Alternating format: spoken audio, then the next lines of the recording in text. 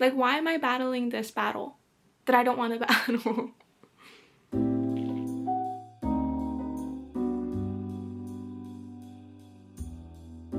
Hello, welcome to my channel, or welcome back to my channel. Welcome to my quarterly reading wrap-up. I'm going to be doing a reading wrap-up every 3 months. I read a lot of books, but not so many that I can't just bunch them up in a couple months. And I feel like that way it'll be way better to keep up with my reading wrap-ups. Now, I have a bunch of different notes because I can't do this off the top of my head. I'm sorry, I can't. So I'm actually really excited because I feel so organized. I have a little Google Doc about all the books that I read, some analytics, some statistics. I don't know if they're statistics. I just know that in my Fable app, there's a little section that says stats. So I'm assuming it's statistics. Let's start. For this quarterly wrap-up, I've read 13 books in total in these 3 months. I have not found any 5-star reads, which is really sad. I have an average rating of 3 stars. I don't know why I'm a harsh rater. I've read 4 literary fictions, 4 romance books, 3 fantasies, 2 young adult, and 1 biography. Those numbers don't necessarily add up, but I think I got them from Fable, okay? I don't think it adds up because I feel like sometimes certain books have different genres, so it just adds within that category, if that makes sense. Another cool thing about Fable is depending on the books that you're reading and the genres, it'll give you a little summary of who you are as a reader. And I have it here, just so you know, just so you can get a little glimpse of who I am. I'm an emotional expert. Your bookshelf has all the emotional feels, from the depths of personal struggles to the heights of bittersweet love. With your reading list, you navigate a roller coaster of relationships from your cozy reading chair. Isn't that so cute? I don't have a cozy reading chair. Maybe that's a sign that I should get one. I don't have any space to put it anywhere, but maybe at some point I should get a cozy reading chair. In January, the first book that I read was We Could Be Rats by Emily Austen. I rated this book 3 stars. The genres are LGBTQ literature, fiction, and dark humor. I have a little blurb right here of what the book is about because, again, I literally just finished doing this document. Okay, I wrote all of this. I just don't remember it.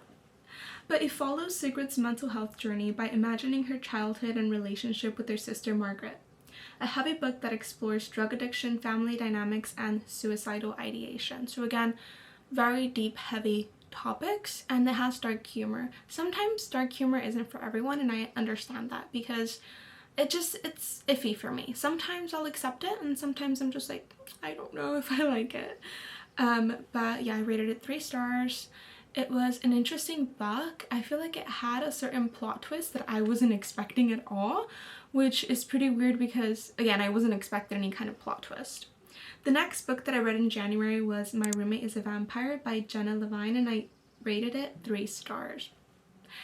Did you see how, like, my ratings are the same? Oh my god, I feel like it just has this pattern. The genres are open door romance, and it follows Cassie.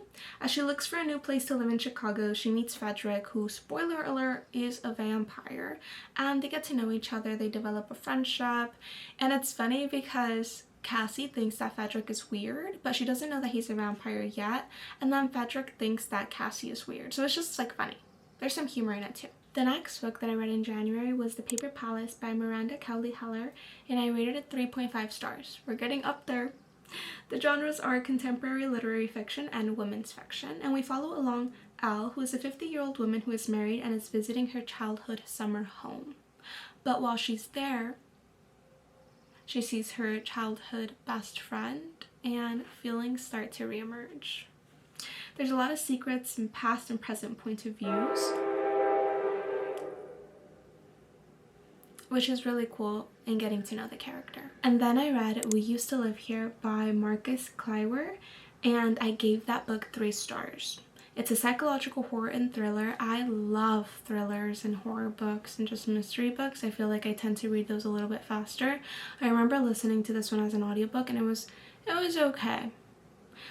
This book is going to be a Netflix movie. It's going to be starring and produced by Blake Lively, which I don't really like, so I don't think I'm going to see it. Also, I didn't really enjoy the book that much, so I don't really know. But we follow along a couple, Eve and Charlie, who just moved into like this remote house, and then a family comes to visit them. It's sort of like they just show up out of nowhere, and the dad from the family used to live there, and they want like another tour of the house so they can show their kids, and they refuse to leave. The last book in January that I read was Sex and Rage by Eve Babitz, and it's a literary fiction. I gave it 1 star.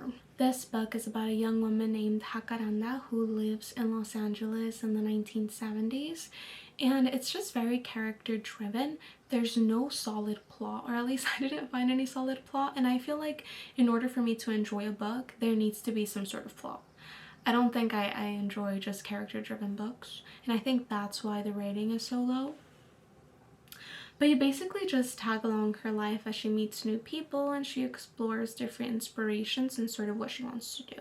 So in total, in the month of January, I read 5 books. Now we're moving on to February. I read 4 books in the month of February. And I started off by reading If You Stayed by Brittany Cherry. I rated it 2 stars. And it's a second chance romance that follows Kira, who is a therapist. She is married to like this really rich guy. She has a family. But her childhood, like, best friend, but also she was hopelessly in love with him, comes up. Like, he shows up and he's actually working for her husband, and he doesn't remember her. In this month, I also read Becoming by Michelle Obama, and I rated it 3 stars. This is a biography. Michelle Obama talks about her life growing up and her career journey. It's a very unique perspective into the world of politics, and also just the perspective of the First Lady and how it is to be living in the White House, and all the kinds of worries that she and her husband Barack had to go through throughout their presidency. Then I read The Dead Romantics by Ashley Poston, which I rated 2.5 stars. I was so excited to start an Ashley Poston book, and don't get me wrong, I'll probably read another one when the time comes, but sometimes romance books aren't really for me, and I feel like I'm trying so hard for me to love them, and it's just not happening. This book follows Florence, and she's a ghostwriter for a very famous romance author, but she has to go back home because recently her father passed away, and she is visited by a ghost. Now, Florence has a history with talking to ghosts before, or like growing up doing that. Sort of think about The Ghost Whisperer if you ever saw that show. The last book that I read in February was Parable of the Sower by Octavia E. Butler, and I rated it 3.5 stars. Now, you follow Lauren as she's on a journey of discovery after her home is destroyed. There is a social chaos and anarchy caused by climate change and economic crisis. Lauren wants to form a community and bring forward her imagined faith. There's score, loss, and acceptance throughout this book, and the genre of this book is dystopian and post-apocalyptic sci-fi, which I don't really read a lot. I really like dystopian books, I think the ones that I've read before, but I don't really read a lot of sci-fi. But I want to. I really want to get into sci-fi, so if you have any like sci-fi recommendations, let me know. I had to move because my camera kept dying because it was right next to a window and it was heating up. I don't know why it dies so fast. I'm so annoyed. It can only record 5 minutes at a time, and if it heats up, it'll record for like 20 seconds. Like, why am I battling this battle that I don't want to battle? The first book that I read in March was That's Not My Name by Megan Lawley, and I rated this 4 stars. It was really good, okay? You saw that I wasn't having the best time with reading in January and February, but this is a thriller mystery and I loved it. Oh my god, I listened to it as an audiobook. Recommend. Basically, a teen wakes up on the side of the road and she doesn't remember anything.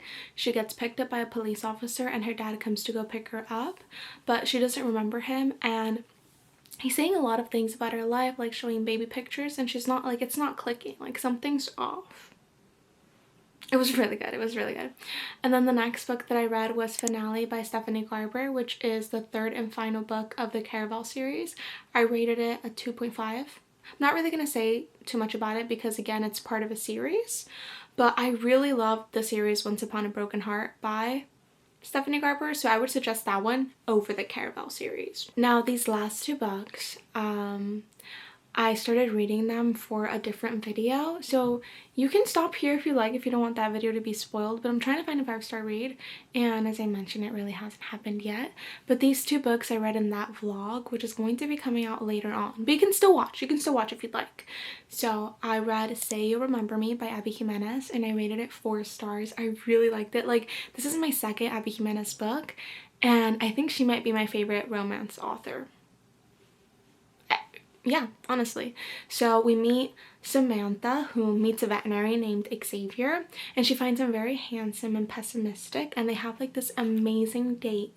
But then Xavier finds out that Samantha is actually moving away from Minnesota to California.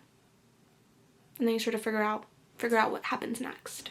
I had to move you again, bear with me. The last book that I read in March was The Wedding People by Alison Espach, and I rated that 4.5. It was almost a 5-star read. I really enjoyed this book. It took me by surprise.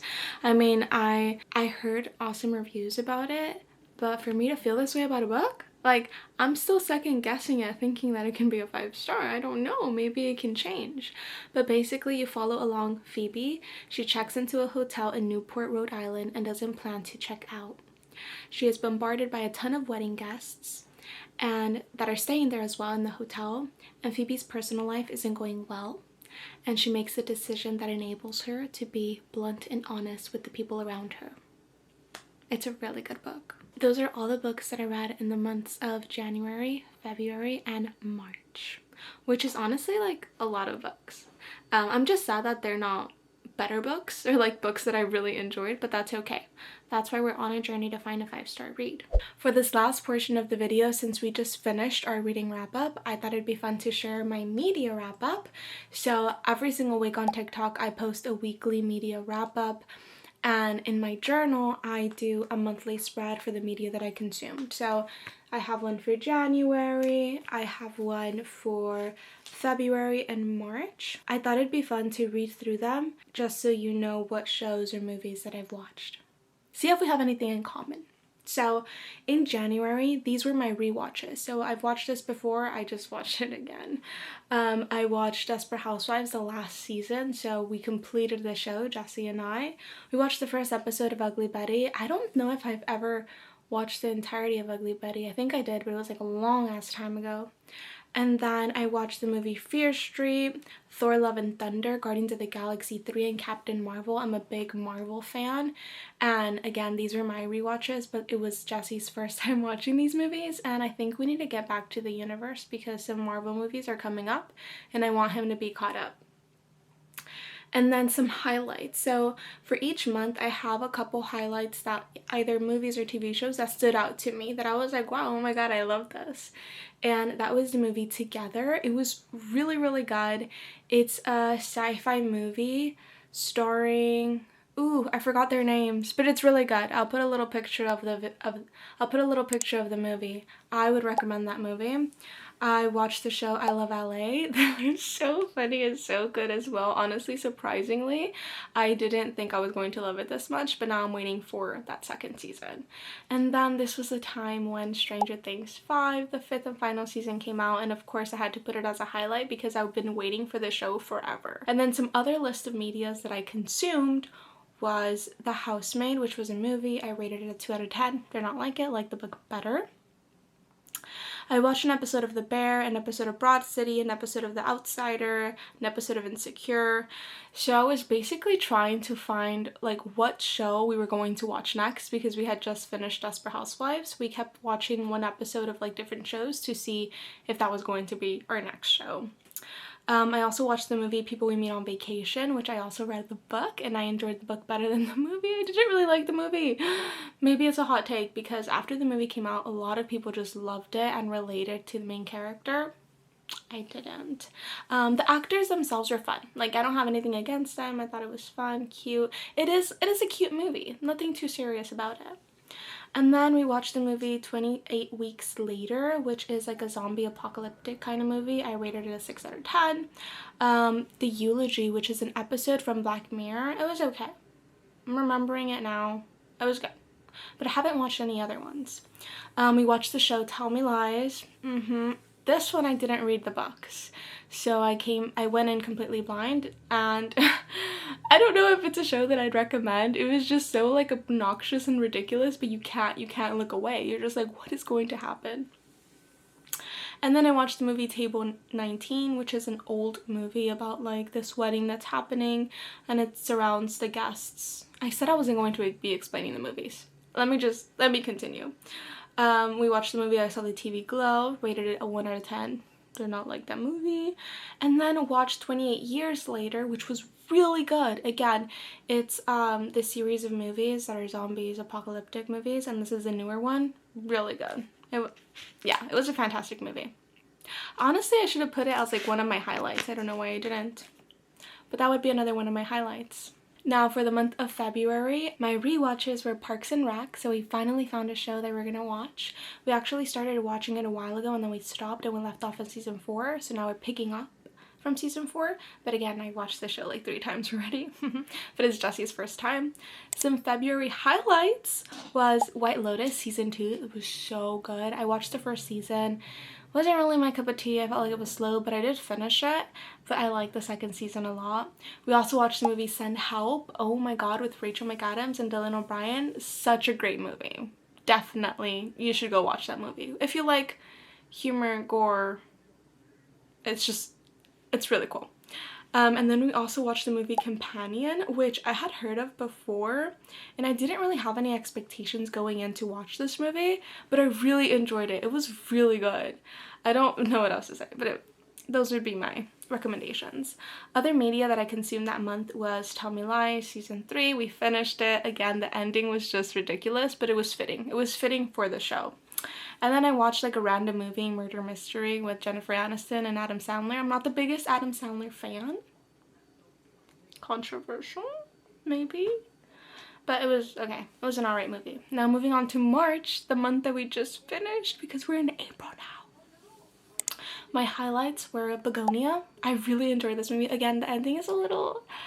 I don't know how to feel about it. But the movie itself was really surprising and I enjoyed it. Another March highlight was Zootopia 2. The first movie is amazing. The second one is 10 times better. I watched it by myself. I cried like 3 times. Honestly, I feel like it's one of the best movies ever made.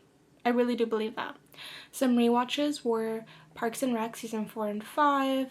I rewatched Spider-Man Into the Spider-Verse, which is the animated Miles Morales Spider-Man movie, and it is so good. Jesse hasn't watched it, so it's probably going to be in my journal again because I have to watch it again. It was really good. I can't believe it came out in 2018. That was like a really long time ago. And then list of other media, I recently saw Hoppers, which is an animated movie, and it was really good. Towards the end, it was a little scary. Like, I was like, this is a little scary for little kids. But maybe I'm just over exaggerating. I also watched One Battle After Another, rated at a 7 out of 10. Hidden Figures, which is an old movie, rated at 7 out of 10. I watched the 3rd episode of Severance, giving it another try, but I don't think it's going to be a show that I'm going to get into. I watched an older movie called Angry Boy. Yeah, it was a 4 out of 10. It was interesting, but I don't really have too much to say about it. I watched an episode of Tiny Beautiful Things, which is based on a book that I read, so I was interested. At first I thought it was a movie, but then it turned out to be a show, but I don't think I'm going to be continuing it. And then I watched an A24 film, The Front Room. It was really good.